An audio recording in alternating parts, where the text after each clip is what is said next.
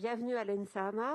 Il est tôt, mais nous sommes là pour vous accueillir et vous parler de ce parcours un peu particulier qui appartient donc à la mention matériaux, et donc vous allez entendre parler de lac. J'imagine que si vous êtes connecté, c'est quelque chose qui vous interpelle, mais peut-être vous ne connaissez pas ce qu'est la lac, ou vous en avez une idée peut-être un peu floue. Alors c'est un métier. Être laqueur, c'est un métier, c'est une passion, c'est un engagement. Et pour les enseignants, ça a été une vie, et nous espérons que vous viendrez nous rejoindre pour découvrir ce magnifique médium et cette très très belle expression qui est très contemporaine si on le veut. Alors, je vous invite évidemment à aller voir les petits podcasts qui ont été faits sur le métier, où j'explique un petit peu ce qu'est le métier de laqueur. En complément, aujourd'hui, je peux peut-être vous expliquer aussi vers quel métier vous pouvez aller, c'est-à-dire les métiers donc qui sont en poursuite d'études ou qui peuvent être en complément d'études, à savoir donc les métiers de la création. Alors vous pouvez être amené à réfléchir avec des décorateurs, avec des architectes d'intérieur, avec des architectes tout court, avec des bijoutiers, des orfèvres, des joailliers, des grandes marques ou des petites marques.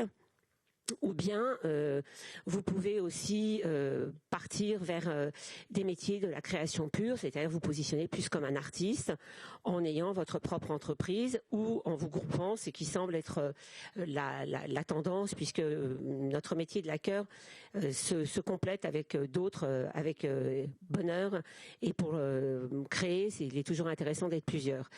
Ensuite, il y a tout le côté patrimonial qui peut être abordé, c'est-à-dire les métiers du patrimoine, de la conservation, de la préservation et de la restauration, qui ne sont pas faits directement à l'école, mais qui sont un complément utile pour arriver donc à avoir une entreprise de restauration, mais dont les études que vous allez faire pendant 3 ans à l'école vont vous permettre de débroussailler largement le terrain et de vous donner envie. Alors l'envie, c'est quand même un vrai vecteur, un vrai moteur du choix que vous pouvez faire. Il faut savoir que vous allez vous engager vers un métier qui est pas inconnu, puisque vous êtes là, mais qui est largement méconnu, et puis qui est surtout avec des connotations qui ne sont pas forcément les bonnes. Bon, c'est un métier vivant, c'est un métier où il y a du travail, c'est un métier dans lequel on peut s'épanouir, et c'est un métier passion. Alors cette envie, elle est suscitée par les rencontres que vous pouvez faire, par les objets en lac que vous pouvez voir dans les musées, par le patrimoine asiatique que vous pouvez voir en France, dans les musées donc d'art asiatique, ou pas forcément d'ailleurs d'art asiatique, mais d'art en général, et puis dans les métiers, dans les musées d'art contemporain, où il y a un peu de lac qui émerge, associé à d'autres métiers. Alors évidemment, la laque, c'est un métier, c'est un art de recouvrement, c'est un véritable métier d'art qui associe des gestes fondamentaux qu'il faut apprendre, et c'est ce que l'on apprend la première année.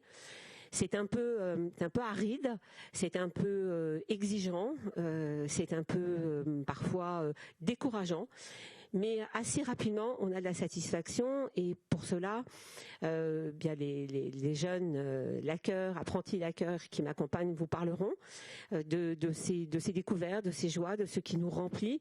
C'est un métier. Parfois, il faut se bagarrer, il faut lutter, mais c'est un métier passion. Alors, c'est un métier qu'il faut pas faire si on n'est pas endurant, si on n'est pas patient, si on n'est pas méticuleux. Mais c'est aussi des choses qui s'apprennent. C'est aussi des choses qu'on peut découvrir de soi, et c'est une ressource qui parfois est en nous et qu'on n'a pas eu l'occasion de pouvoir voir émerger dans son caractère. Et c'est une découverte de soi. C'est un chemin. Comme tous les métiers d'art, c'est un chemin qu'on fait à l'intérieur de soi-même, à la rencontre des autres.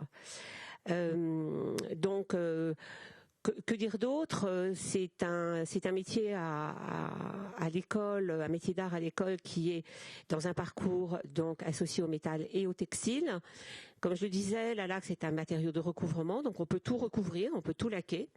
Et comme à l'école, on a vraiment cette spécificité unique d'enseigner, donc d'apprendre, et que vous puissiez donc apprendre les 3 techniques de laque, c'est-à-dire la laque traditionnelle européenne qui forme donc ce qu'on appelle le vernis Martin, donc ici des traditions françaises 18e, mais complètement revisitées avec des produits modernes.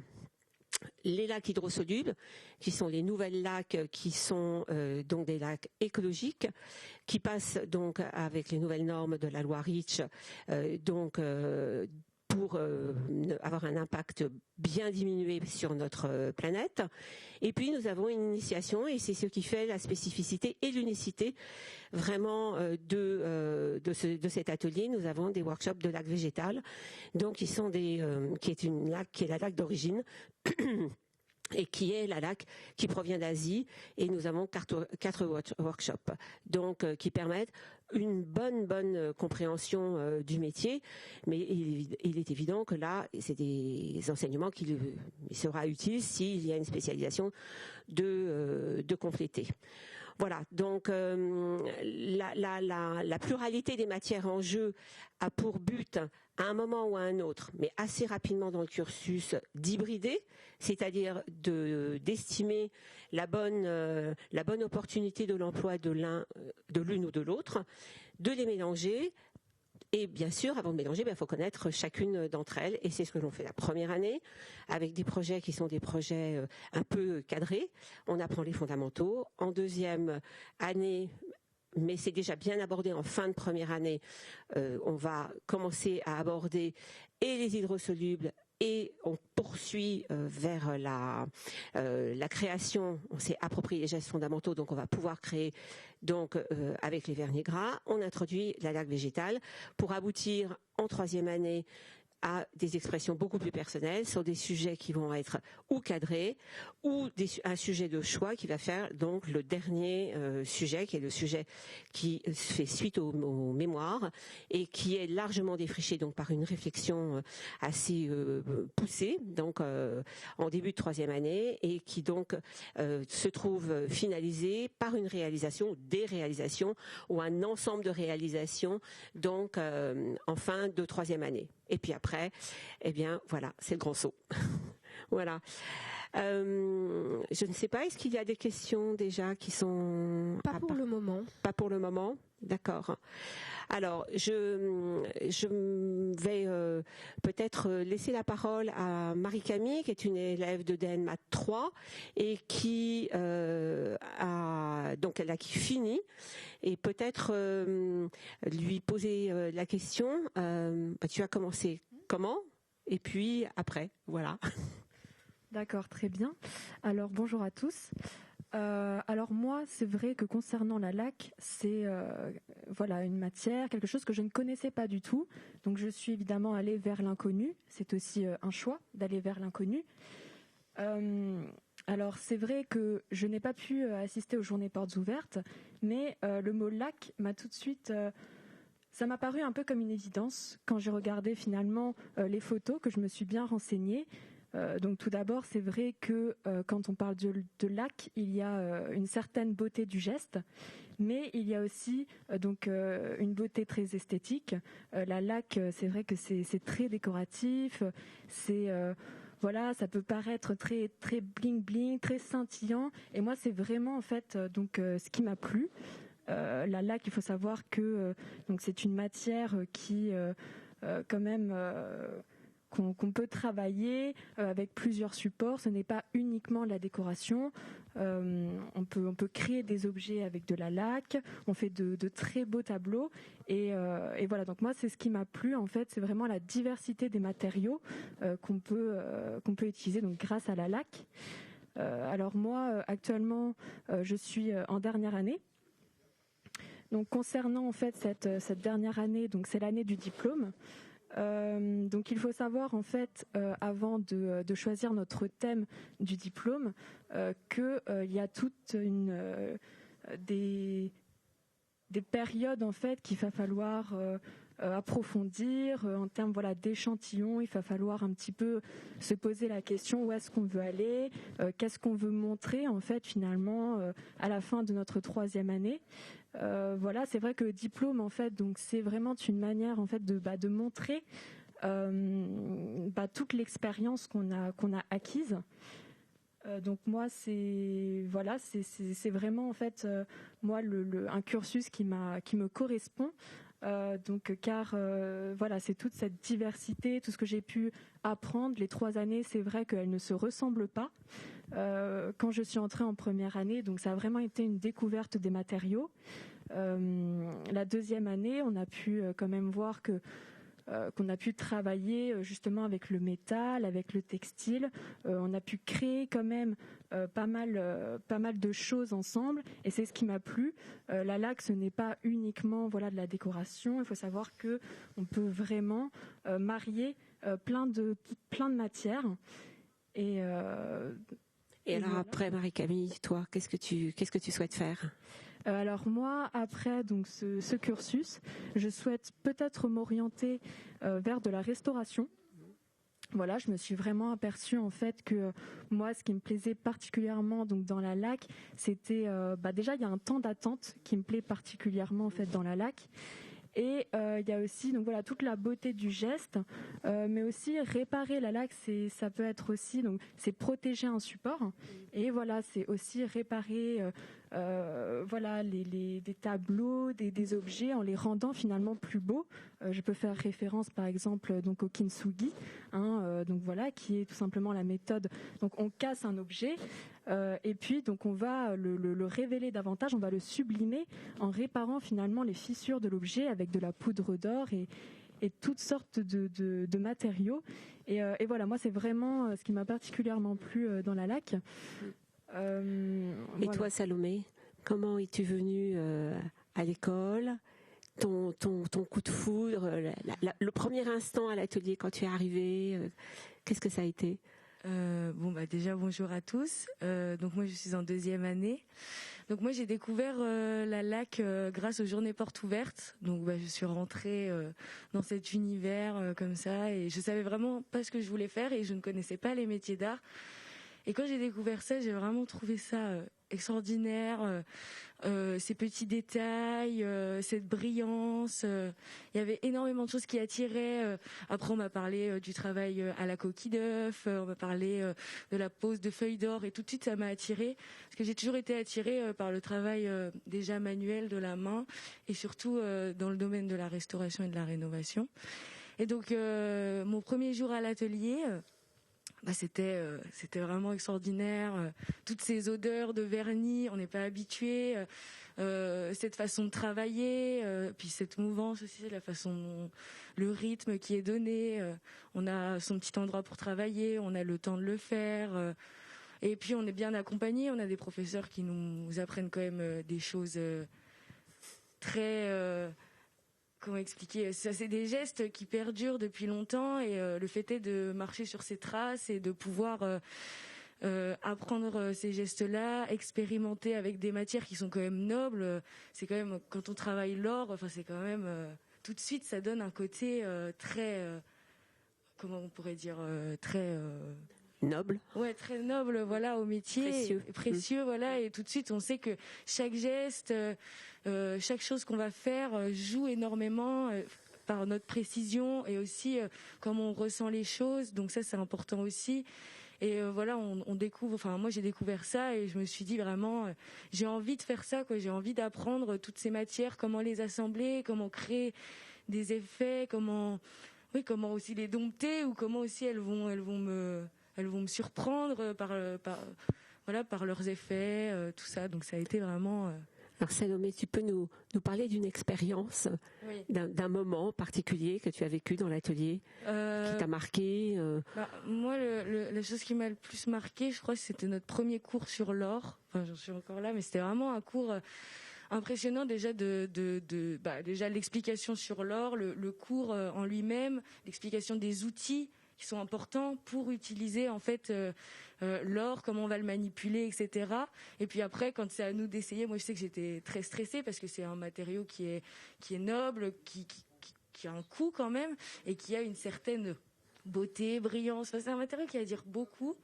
Et oui, ce premier cours m'a vraiment plu. Le fait est d'apprendre à poser délicatement, à attendre, à savoir quand il faut que ce soit sec pour venir poser notre or. Enfin, tous ces gestes-là vraiment m'ont plu. Que ce soit les poudres, enfin l'or en poudre ou en feuille. C'est vraiment, je crois, ce moment qui m'a le plus marqué et que je me suis dit, ah ouais, vraiment cette délicatesse et ces gestes, c'est ce que j'ai envie de faire au quotidien, quoi. Continuer à travailler ça, quoi. Et s'il fallait résumer les qualités d'un laqueur, toutes les deux, à toi Salomé pour commencer, que dirais-tu, que conseillerais-tu? Alors, moi qui suis, je dirais tout d'abord l'organisation. Ça, c'est très important. Ça prend du temps au début de savoir comment on va gérer ça, etc. Mais après, petit à petit, on arrive à savoir. Donc déjà le temps. Ensuite, la patience, parce que c'est un travail vraiment de patience. Et ensuite, ne pas voir le verre à moitié vide, si je peux dire, parce que au départ, quand on commence, quand on avance dans un projet, le projet il va passer par beaucoup d'étapes et des fois on peut se sentir un peu frustré de ne pas voir la finition réellement. Mais toutes ces étapes, elles ont un sens et c'est important et c'est un apprentissage qui va être vraiment super, quoi. Marie-Camille. Alors c'est vrai que pour rejoindre donc Salomé sur cette question, c'est vrai qu'il faut beaucoup de patience, mais je pense que le plus important finalement, c'est de ne pas se décourager. Voilà, il faut toujours avoir confiance en soi, même si jamais on rate la première fois, et ben voilà, c'est pas grave, on recommence. Voilà, la feuille d'or elle est pas bien posée, et ben c'est pas grave, avec la laque. Il y a toujours des retours en arrière. Voilà, on peut toujours quand même effacer plus ou moins puis recommencer. Voilà. Voilà, ça c'est vrai que c'est pas grave, mais voilà, il faut toujours garder le moral et puis après on s'apercevra qu'au fil du temps, on va vraiment avoir beaucoup plus confiance, faire des choses de plus en plus belles. Et puis ça va aussi nous encourager justement à aller encore plus vers l'inconnu, à utiliser des matériaux encore plus différents et à faire des projets finalement encore plus volumineux et qui vont nous faire avancer aussi davantage. Alors je crois qu'il y a des questions qui sont arrivées. Oui, on demande quelques petites précisions. Combien y a-t-il d'élèves dans la section? La question du matériel aussi. Alors il y a 6 étudiants par section. Au final, nous travaillons avec 18 étudiants. Les étudiants travaillant 6 face à un professeur. Donc chaque professeur pour chaque créneau horaire avec ses 6 étudiants est seul face à ses étudiants, avec la possibilité bien sûr qu'ils se croisent à un moment ou à un autre. L'autonomie est faite pour ça. Il faut savoir que l'atelier est ouvert, donc il permet aux étudiants de l'AC de se rencontrer. Ces horaires permettent aussi aux étudiants qui ne sont pas de l'atelier LAC de pouvoir déjà rencontrer cette matière, parce que c'est quand même extrêmement rare, c'est la seule école où la LAC est enseignée, et ensuite éventuellement d'aller plus loin, de permettre à des étudiants de DSA, des étudiants du parcours, des étudiants de design produit, de toute l'école, de pouvoir venir et découvrir cette belle matière. Alors pour le matériel est entièrement fourni par l'école. Quand on parle d'or, c'est une grande chance de ne pas s'essayer avec des feuilles de cuivre par exemple.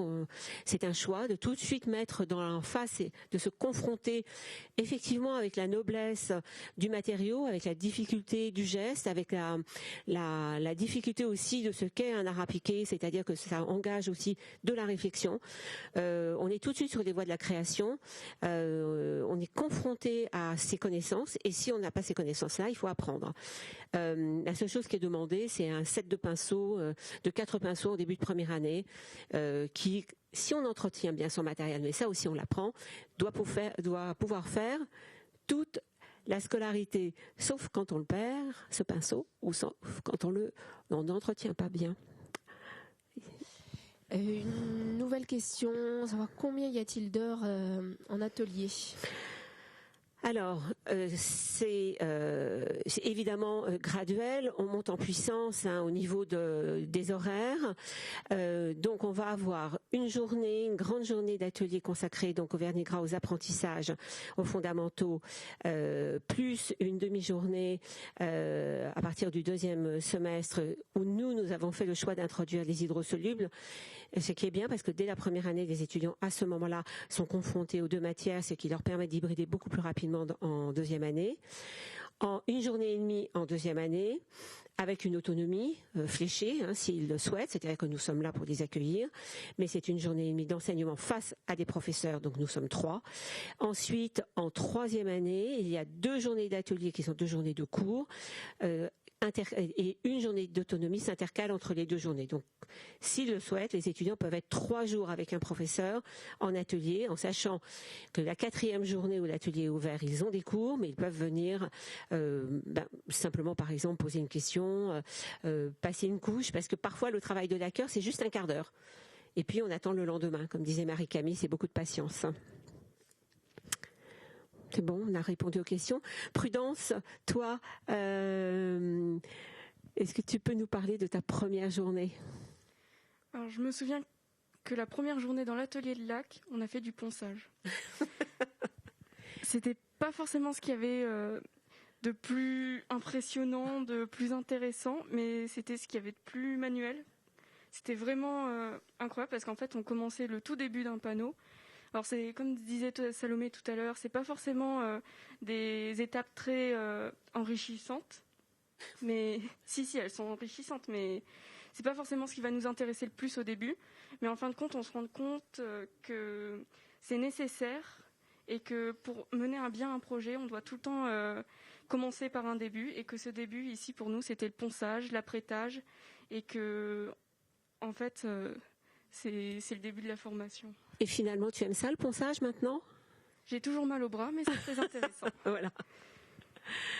Et ton expérience la plus marquante, le souvenir à la fin de ta 2e année ? À la fin de 2e année sur tes 2 ans. Alors sur mes 2 ans, comme Salomé, poser de l'or, c'était vraiment incroyable. Puis aussi le travail des repiqués. Alors les repiqués, c'est quand on va venir avec un pinceau créer des petits motifs pour ensuite soit les recouvrir d'or, soit les laisser tels quels.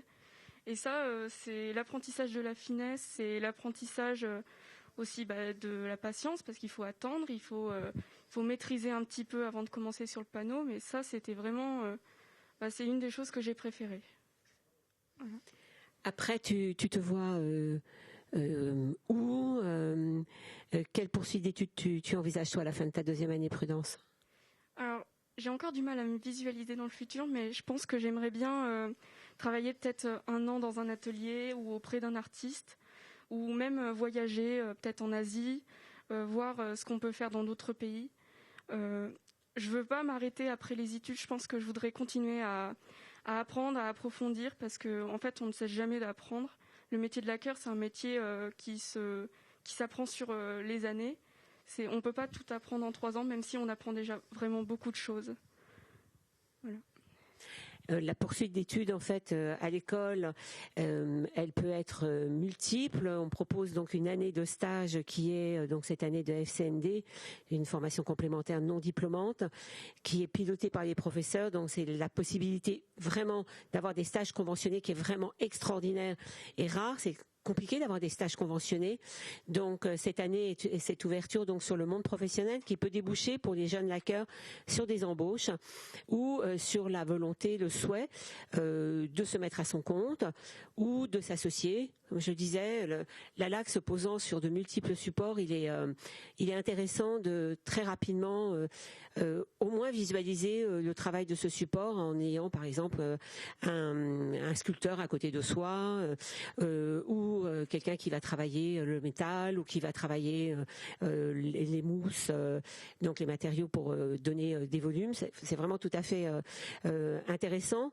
On est plutôt nous un art mural, mais on a une ouverture vers le volume qui est absolument évidente et qui peut se faire selon les capacités de chacun et les choix de chacun. Après, donc à l'école, on a aussi la poursuite d'études avec le DSA. Métier d'art qui permet, on a de très belles réussites, nous on a de très très beaux parcours donc de jeunes qui ont fait 3 ans ou 2 ans de LAC, le DSA, le master stratégie du design, et ce sont des jeunes qui sont bien formés, et je dirais que c'est probablement eux qui vont apporter un vrai renouveau à l'ensemble des métiers d'art, je pense, avec une nouvelle lecture, avec une nouvelle façon de travailler, plus collaborative, plus associative, et ça je pense que c'est extrêmement c'est riche, ça c'est l'émergence d'une nouvelle façon de penser, et en ce qui concerne la LAC, elle ne va pas échapper à cette modernité, à cette modernisation, et c'est un bienfait. L'usage des réseaux sociaux bien sûr, l'usage du numérique qui est fortement marqué donc dans l'emploi du temps, hein. Les étudiants ont à s'attaquer à ce domaine-là. Et puis quoi d'autre comme matière, hein, vous pouvez le dire, Prudence, tu as quoi d'autre? De la philo, du français. On a des matières générales, on a de la physique, on a de l'économie. Alors ça c'est vraiment très important et très intéressant parce que comme plus tard on sera peut-être au sein d'une entreprise ou à notre compte, c'est très intéressant de savoir comment rédiger une facture, comment on va pouvoir faire notre comptabilité plus tard. Puis après on a aussi des matières plus artistiques, on a du dessin, on a aussi des cours du soir, c'est possible. L'école propose des cours du soir qui nous permettent de toucher à d'autres matières qu'on n'a pas forcément l'habitude. On peut faire du modelage, on peut faire du nu. Il y a vraiment beaucoup de possibilités. Et de l'anglais aussi, non? Oui. Très important. Je crois qu'il y a une question. Oui, concernant les passerelles, les poursuites d'études, il y a quelqu'un qui demande si à la suite d'un DNMA d'objet, il peut postuler pour un DSA métier d'art. Est-ce que, en ayant commencé par les beaux-arts, on peut revenir à l'ENSAMA? Alors en fait, le recrutement du DSA est tout à fait particulier et singulier. Donc ce serait plutôt aux professeurs de statuer sur la façon dont ils ont de constituer une cohorte de DSA. Mais je crois que c'est possible. Bien sûr, on peut intégrer un DSA métier d'art. Il faut simplement faire la preuve d'un goût pour les métiers d'art. On n'est pas tout à fait identique quand on veut aller vers un métier, un métier et un métier d'art en général, ou des métiers d'art, puisque le DSA métier d'art est un peu transverse. Donc ça, c'est vraiment, je pense que c'est tout à fait possible. Alors l'entrée par les beaux-arts vers un DSA, je pense que il y a une façon de recruter qui permet, enfin il n'y a pas du tout de barrage à cette entrée-là, je ne crois pas. Mais en tout cas, pour intégrer un DNMAT, si on a fait des beaux-arts, nous sommes dans la formation initiale. Il est vrai que ce sont des cas que l'on étudiera. Il faut un projet. C'est important qu'on ait un projet. Nous, en LAC, en tout cas, on recrute des étudiants qui, même s'ils ne savent pas, c'est notre travail de lever le goût pour un projet qui est un projet métier d'art, un projet de vie. Parce que la LAC, faut quand même bien le savoir, c'est une vie. Hein, on s'engage pas dans n'importe laquelle. Je pense que là, vous serez tous d'accord. Voilà.